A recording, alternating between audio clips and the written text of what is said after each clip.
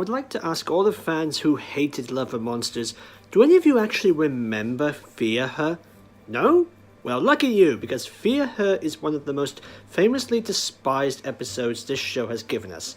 With a premise that's beyond desperate and stupid, characters so unlikable you wouldn't be invested in, and perhaps one of the earliest controversies that this episode's hate levels have reached legendary status. Truth be told, I wouldn't mind all of that if the story was actually about something. Anything. But I don't think I remember anything that happened in this story.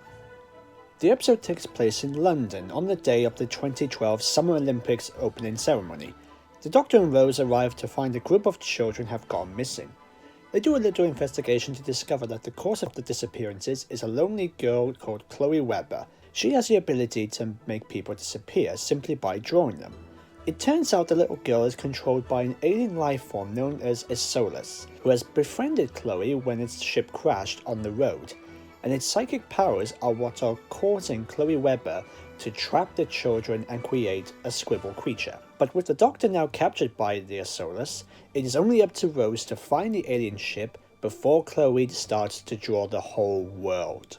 When you're watching an episode that has drawing coming to life, you'd think you're going to get something fun for kids. But then all of a sudden the episode acts all serious, gritty and adult, which doesn't fit into this story's premise or atmosphere. At least with Love and Monsters they use the wacky corny style to their advantage. This one tries to act all serious, but it's overshadowed with uncomfortable or stupid moments. Like the 3D scribble, which would have been disturbingly funny, but it's not executed right, and the whole threat I don't think is actually explored that well. I barely remember anything about this episode's threat, because all I can remember is this child's bad acting. When she talks in a sharp, whispery voice, I just want to laugh at how ridiculous she sounded. That doesn't make me scared, that makes me snigger. In fact, nobody gives a good performance in this story. Not to say it's terrible, it's clear they weren't given proper detail on what their characters were meant to be like. Not even David Tennant could save this episode, because when he tries to steal the scene with his silly or serious moments, it's either uncomfortable or just plain boring to watch. Let's talk about the controversy this episode was given.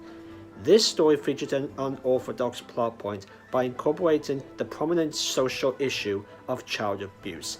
Because that's what we want to see in a sci-fi kids show. But truth be told, it's not explained well or given that much attention. And when it does, it's not done well.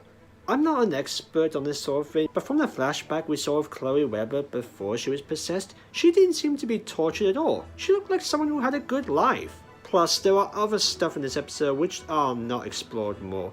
Like, where do the taken away people go? Or why is the Olympics so relevant to the story? Which is a shame, because I think you could have done something with the Olympics. And when they do, it's not done right, and it doesn't make any sense. And, well, let's be honest, when they do get to it, it's too little too late. Is there anything good about this episode? Well, I guess as an art person myself, the drawings are actually pretty good. The Olympic stuff I think could be kind of fun. I'm not a sports person, but it was nice for the show to introduce me to the Olympics.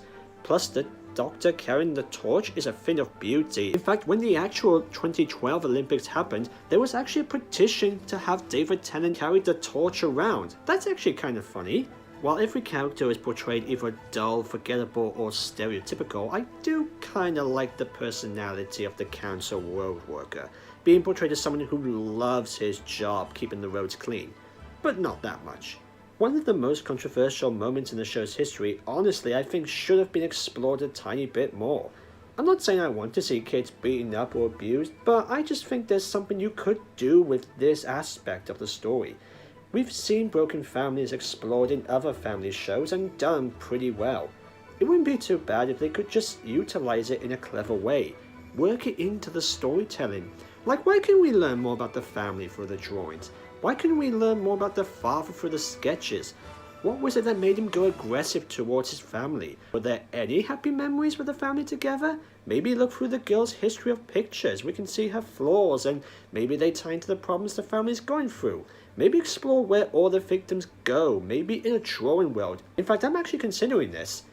An animated segment. I don't think it would have worked, but it would have been at least interesting, and Who knows, we could get animators to get involved in this. Maybe doing it in the same style as the classic animation recreations we've got nowadays. Come on, you can do that. But if we did that, we wouldn't have our resolution that a corny, childish song saves the day. So yeah, say what you will about Love and Monsters, but Fear Her is bad. And it's really important to know why it's bad. Is it the worst thing ever been put on the show? Well, I can see why other people would think that way. But yeah, I hesitate to call this episode underrated or even worth watching. As far as the series arc is concerned, I would recommend skipping this sports event. But hey, at least it gave us that mini game on the Doctor Who website. That was a little fun.